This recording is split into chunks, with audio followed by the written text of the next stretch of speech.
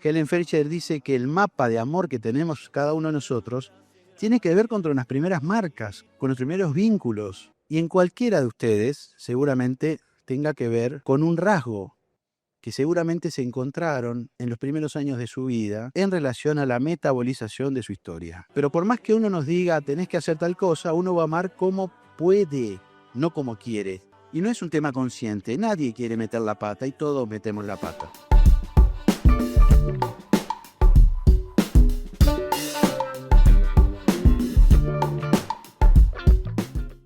Amar es dar lo que no se tiene a quien no lo es. Eso nos decía Jacques Lacan, pero seguramente nosotros no tendremos mucha idea. Por lo menos yo cuando empecé en facultad, y hasta hace poco le diría, no entendía mucho de qué se trataba ese concepto. ¿Qué es dar lo que no se tiene a quien no lo es? El amor no deja de ser un problema, ¿verdad? Todos los que estamos acá me parece que alguna idea de eso tenemos. Es lo más enigmático de las relaciones humanas, porque el amor puede hacernos muy bien, pero también puede hacernos muy mal. ¿Quién no ha sufrido por amor? Levante la mano. Y no levanta nadie la mano, porque todos sufrieron, obvio. El amor, dice Zizek, que es la distancia mínima entre el abismo en dos personas, entre dos personas. Entonces, ¿cómo situar una charla donde de alguna manera todos sabemos y al mismo tiempo ninguno sabe? Yo tengo más de 30 años de clínica y les puedo asegurar que todavía no entiendo qué es el amor. Y ni siquiera les hablo de mi vida personal, porque ahí sería mucho más complejo. Entonces voy a trabajar con dos conceptos que seguramente ustedes los conocen y además algunas canciones. Vieron que hay una idea que es fantástica del amor, que tiene que ver con el encuentro con el otro, cuando uno realmente se flecha con el otro, que tiene que ver con el concepto de la media naranja o el alma gemela. ¿Vieron? Cuando uno cree, tiene esa ilusión, donde uno se encuentra con un otro que es igual a uno o que nos complementa. ¿Les pasó eso alguna vez? Es un público muy tranquilo por lo que veo. Es un público que no ha amado seguramente, pero bueno, pasa, Miren que... Y eso, si ustedes se ponen a pensar, ya viene desde la época griega, cuando Aristófanes, en el banquete de Platón, plantea el mito de la media naranja, que el ser, que era dos seres en uno, un ser completo, esférico, que no necesitaba nada ni a nadie, entonces eso generó la cierta envidia y la ira de Zeus, y lo que hace es los corta en dos, y de alguna manera esos dos sujetos, esos dos individuos, esos dos seres, están destinados a buscarse para toda la vida. Hay algo de ese mito que funciona muy bien y que lo podemos ver en algunas canciones. Por ejemplo, lo podemos ver en una canción de No te va a gustar, que seguramente ustedes lo conocen, este grupo, que habla algo de esto en la letra clara. Ahora vamos a empezar a escuchar la canción. Pero tiene esa cuestión que dice algo así, que estuviera preparado. Verlos caminando, un alma sola dividida en dos. Un alma sola dividida. La orilla de ese mar los encantaba, quedaba todo quieto alrededor.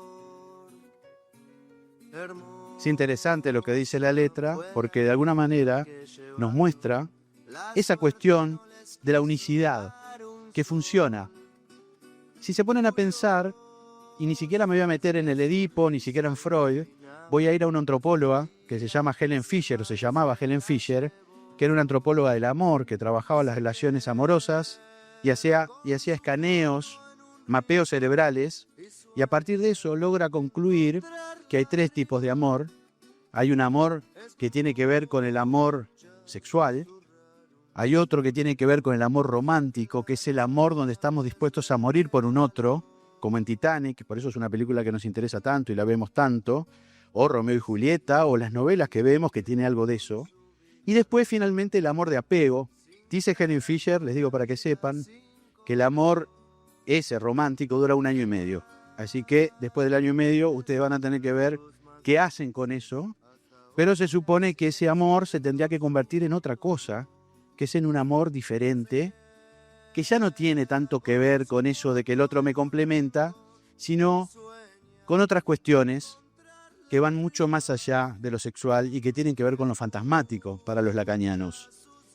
Ese es una forma, un concepto de pensar que me parece que es interesante, que de hecho lo trabaja Lacan en el seminario 8, esto de la media naranja, pero a mí me gustaría plantearles otro que me parece más interesante, salvando las distancias, que es el cuento de Cenicienta de Disney. ¿La vieron a Disney, de Cenicienta? Sí. Bien, qué suerte que la vieron. Se trata de una historia muy sencilla. Es una princesa, perdón, no es una princesa, es una mujer que espera a su príncipe azul, ¿verdad? Una mujer que tiene muy pocas chances. Francamente tiene pocas chances, pero vieron que en la vida a veces pasa que las cosas que no parecen que van a suceder, suceden. Se encuentran, ella a las 12 tiene que volver a su casa, recuerdan un poco el cuentito, ¿no? Y se tiene que ir corriendo, bueno, porque se transformaba en otra cosa, deja el zapato y el príncipe lo que le queda es un zapato, ¿sí? Con ese zapato va buscando por todos lados a ver quién calza el zapato. Entonces, ese es un concepto mucho más interesante para mí del amor, porque plantea algo, plantea el rasgo del amor, plantea que nos enamoramos del zapato, más que de la mujer. Es alguien que tenga las características que nosotros necesitamos para ponernos en esos zapatos. Por lo tanto, amar es dar lo que no se tiene a quien no lo es, empieza a tomar un poco más de sentido, ¿sí? Y ustedes se ponen a pensar, el zapato es nuestro problema. No somos fetichistas, pero si fuéramos fetichistas nos quedaríamos con el zapato. Sería mucho más fácil la cosa. El fetichista no tiene problema, elige el zapato y ahí se termina el problema. La cuestión del amor para el neurótico, que es muy compleja, es que queremos que el otro se adapte a nuestro zapato, que es nuestro fantasma. Entonces ahí empiezan una serie de historias que son en cada uno de nosotros diferentes. Por eso el amor, aún al día de hoy, es absolutamente enigmático. Voy a tomar a John Lennon, probablemente uno de los genios más importantes de los últimos 200 años. Ustedes recuerdan que John Lennon tuvo una vida bastante compleja, ¿no? Su infancia compleja, su éxito muy complejo. Al final de la carrera de los Beatles, él ya no soportaba la vida, realmente pasó muy mal, y escribe la canción Help, ¿no? El socorro, pidiendo una ayuda, y en ese tiempo es cuando conoce a Yoko Ono, que Yoko Ono, va a haber alguno que me diga que no, pero no solamente que no fue su destrucción, como muchos piensan, o la destrucción de los Beatles, sino que fue la salvación de John Lennon. Si ustedes conocen la historia del encuentro entre ellos, es muy interesante. Él estaba muy deprimido, estaba en Inglaterra, estaba en Londres, estaba pasando mal, estaba pensando en suicidarse, y de repente le dicen de ir a una galería a ver una exposición de arte, y él no tenía muchas ganas de ir, pero algo le decía que tenía que ir. Va a la exposición y se encuentra con Yoko Ono. No fue un amor a primera vista, debo decir. A él, Yoko Ono no le pareció una mujer interesante, es más, le pareció un poco desagradable, con una sonrisa un poco forzada, y dio unas vueltas y encontró una de las obras, era una escalera con una lupa en el techo, que seguramente indicaba algo. John Lennon sube la escalera, mira por la lupa, y ustedes saben cuál es la palabra que encuentra. ¿Alguien sabe? ¿Alguien quiere arriesgar? Amor, help, no. Podrían ser las dos. Sin embargo, no, ni amor ni help. Dice sí. Sí es lo que dice la palabra. Y él ahí encuentra un signo de amor, encuentra el zapato y encuentra quien lo puede poner.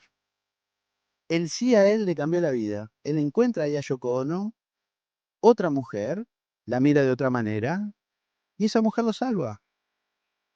Él mismo lo dice, y en esta canción tan maravillosa, Mujer, difícilmente pueda expresar mis emociones mezcladas y mi pensamiento. Después de todo, te estaré por siempre en deuda. Y mujer, intentaré expresar mis sentimientos y mi agradecimiento por mostrarme el significado del éxito. Es una linda historia. Es un zapato que funciona.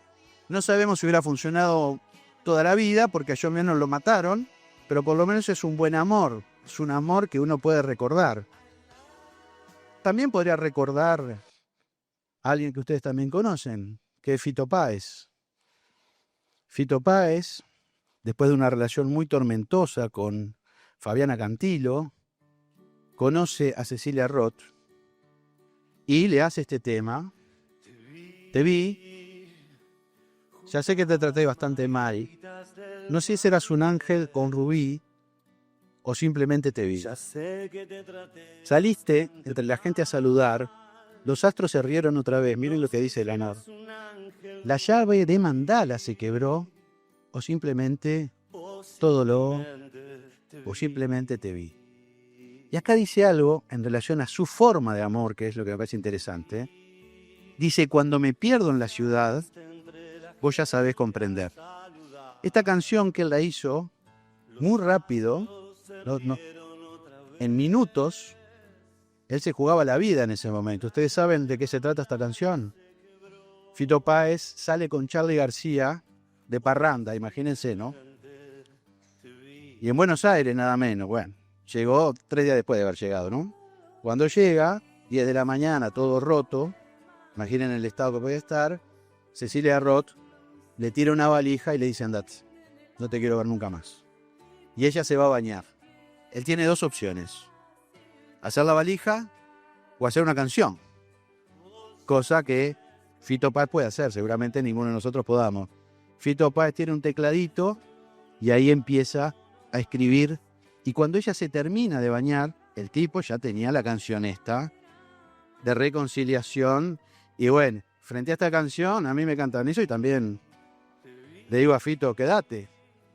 O sea que la forma de amor que nos propone Fito Páez no es la misma de No te va a gustar, no es la misma de John Lennon, que tiene que ver con la salvación como amor, aquel otro idolatrado, idealizado. En Fito está su propia falta, sus propios conflictos y alguien que está dispuesto a comprender, a poder soportar eso, que no es poca cosa en el amor. O sea que ya vamos viendo que no hay una forma de amar, no hay una forma de amor, sino que cada uno, determinado por su historia de vida, eso también lo dice Helen Fisher. Helen Fisher dice que el mapa de amor que tenemos cada uno de nosotros tiene que ver con nuestras primeras marcas, con nuestros primeros vínculos. Y Helen Fisher no es psicoanalista, y sin embargo parece psicoanalista. Y de eso no nos podemos escapar. No hay chance de escaparnos, a no ser que, bueno, hagamos un tratamiento, nos analicemos. Pero por más que uno nos diga, tenés que hacer tal cosa, uno va a amar como puede, no como quiere. Eso me parece que es importante entenderlo. Porque ahora estamos en un tiempo donde quizás parte de la psicología se ha ubicado en un lugar de el vamos arriba, vos podés, y no es un tema consciente, nadie quiere meter la pata y todos metemos la pata. Todos somos Fito Páez y estamos un poco rotos. Hay una tercera historia de amor que me interesa compartir hoy con ustedes, que para mí es un gran compositor, que es Chano, de Tan Biónica, que tiene letras muy interesantes, sobre todo esta, que es Obsesionario en la mayor, donde él plantea una gran dificultad en el amor. Si se ponen a ver, la angustia y el sonido del silencio que dejas cuando te vas. O sea que él es un tipo que ama con alguien que siempre se está yendo, y si lo vemos un poco su historia amorosa, no hablo su historia automovilística, que quizá aún peor, su historia amorosa es muy terrible, pero él dice algo que me parece maravilloso, y dice exactamente lo que dice Lacan. A las mañanas de ese abril. Algo habré perdido, que ando tan comprometido en buscar adentro tuyo algo que está dentro mío. Miren cómo el tipo avanza un escalón a las otras canciones, ¿no? Y algo para poder tapar mi gran agujero espiritual, mis ilusiones rotas. Maravilloso lo que dice. Es la forma de enamorarse que tiene, es la forma que la vida le dio. Porque cada uno se enamora y vive el amor como puede. Él lo vive de una forma tortuosa. No hay chance. Lo dice en sus letras. Cuando uno escribe, ya lo que escribe no es de uno, es del que lo lee. Así que, Chano, es esto. Y es interesante lo que dice. Y les voy a traer la última canción, que es una canción que yo elijo, porque armando un poco esta charla, me la encontré y dije, ¿por qué a mí me gusta tanto esta canción? ¿Por qué a mí me gusta tanto Fix You? Un tema de Coldplay. Ahí está. Es una canción que Chris Martin le escribe a su mujer, con la cual ya no está. Vieron que el amor dura poco tiempo, ¿no? Lo dicen las letras, no lo digo yo. Donde lo que plantea es poder arreglar a alguien, sostener a alguien, cuidar a alguien. Me parece una letra absolutamente interesante. Dice, cuando te sientes tan cansado, pero no puedes dormir, atrapado en retroceso, y las lágrimas comienzan a caer por tu rostro, cuando pierdes algo que no puedes reemplazar, las luces te guiarán a casa y encenderán tus huesos, y yo intentaré repararte desde lo alto o desde lo bajo. ¿Por qué yo elegí esta canción? Porque yo me analizo con ustedes, aunque no lo crean también, ¿eh? Cuando uno prepara una charla, también se tiene que poner en un lugar de analizante y castrarse y mostrar su falta. Tiene que ver con mis padres. Hace unos años yo di una charla en TEDx, fue la primera charla de TEDx Montevideo, y hablé del amor también, desde otro lado. Y después que di la charla, tuve una conversación con mi madre, y mi madre me dijo, me gustaría contarte de que yo me enamoré de tu padre. Y les confieso que me asusté. Cuando mi madre quería abrir su corazón a su hijo, lo cual es un poquito raro, dije, ¿qué me dirá esta mujer? Bueno, mamá, contame. Y ahí me contó una historia que yo había escuchado hace años y después la pude entender y después finalmente la pude escribir en un libro que se llama Historia de Elefantes, que habla de la muerte de mis padres. Mis padres murieron en apenas 2 meses de diferencia. Mi madre me dijo, siempre me dijo lo mismo, tu padre me salvó. Digamos que es del club de John Lennon, ¿no? Tu padre me salvó. Nunca le quise preguntar demasiado de qué la había salvado. Tengo mi idea, prefiero no contárselas, me la reservo, pero la salvó.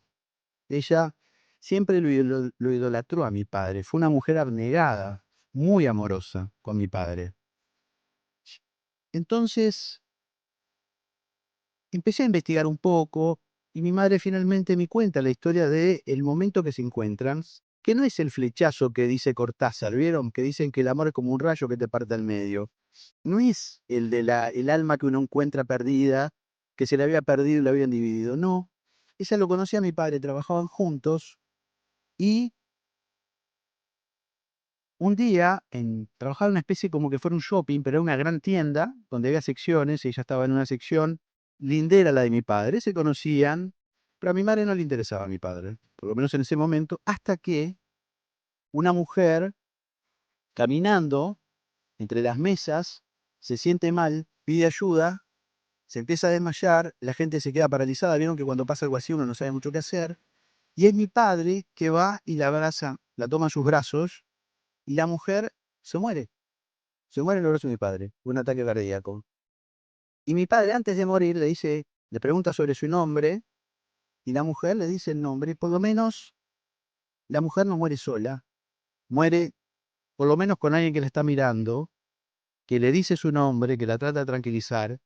Y esa escena fue tan impresionante para mi madre, que mi madre se enamoró. Se enamoró. Eso es el enigma del amor. Ese es el zapato que mi madre encontró. Y uno dice, durante muchísimos años, ellos funcionaron muy bien. Hasta que pasó algo. Cuando mi padre tiene unos 73, 74 años, le viene un Alzheimer, ya se le detecta el Alzheimer, y empieza a tener cambios importantes, no solamente en lo físico, sino en su personalidad.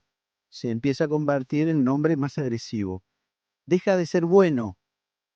que era el significante que mi madre tomaba. Cuando hablaba de mi padre, decía, tu padre es bueno. Padre es bueno, era lo más importante para ella. Ahí pasa algo, que es que mi padre empieza a tener una relación con ella difícil. Vieron que eso pasa, ¿no? Cuando la gente es más grande. Lo cual genera en mi madre un cuadro de melancolía delirante. Mi madre enloquece.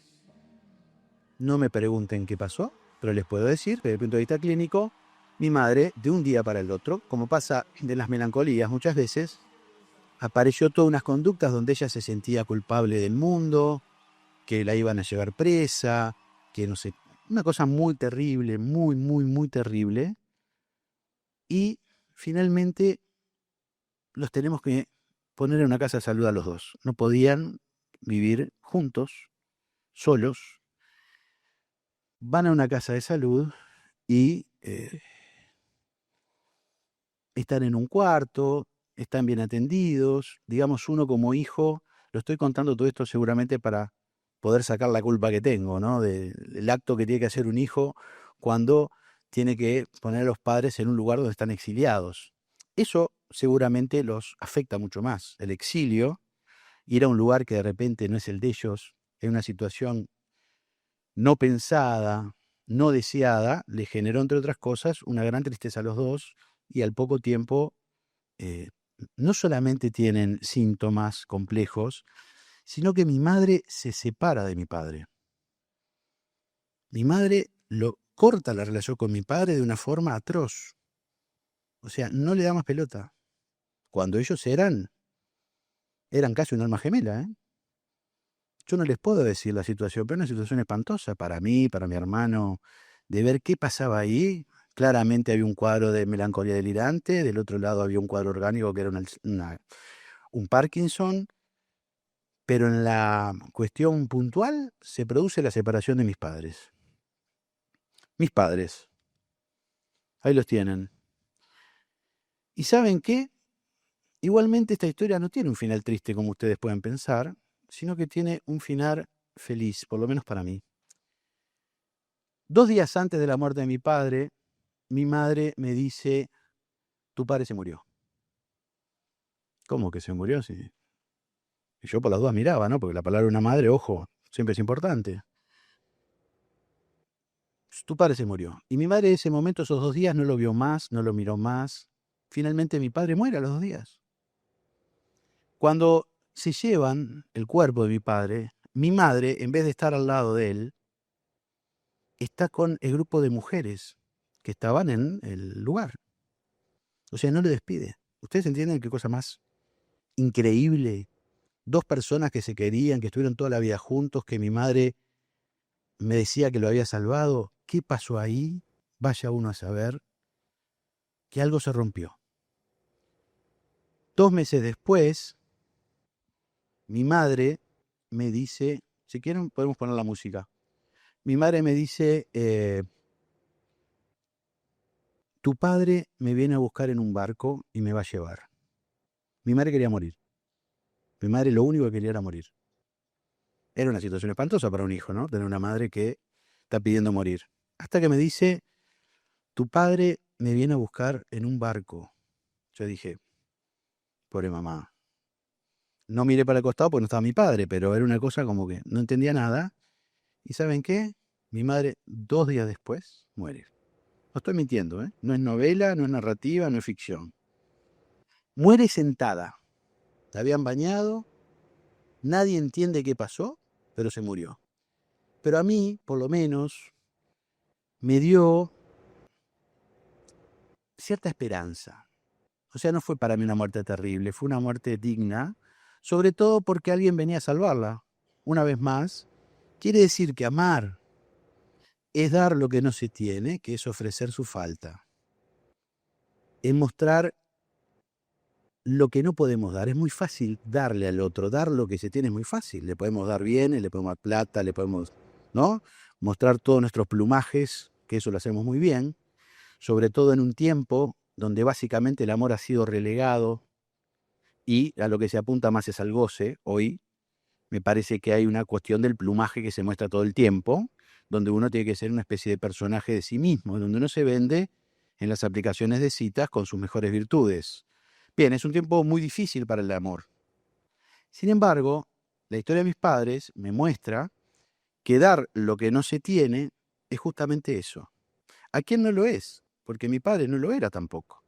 O sea que me parece que el mito del zapato, el príncipe y la mujer funciona. En mi madre, su zapato tenía que ver con el salvar. En Fito Páez tenía que ver con otra cosa. Y en cualquiera de ustedes seguramente tenga que ver con un rasgo que seguramente se encontraron en los primeros años de su vida en relación a la metabolización de su historia. Es importante que ustedes encuentren ese rasgo en un análisis para poder meter menos la pata, que es lo que habitualmente hacemos en el amor. Nos enganchamos fantasmáticamente al otro, más allá de la atracción sexual que la hay, pero uno dice, ¿eso es la atracción sexual? ¿Por qué con uno sí, con otro no seguimos una relación? ¿Es lo sexual lo que está en juego? ¿Es coger bien? ¿De eso se trata una relación? No, hay algo que es un plus.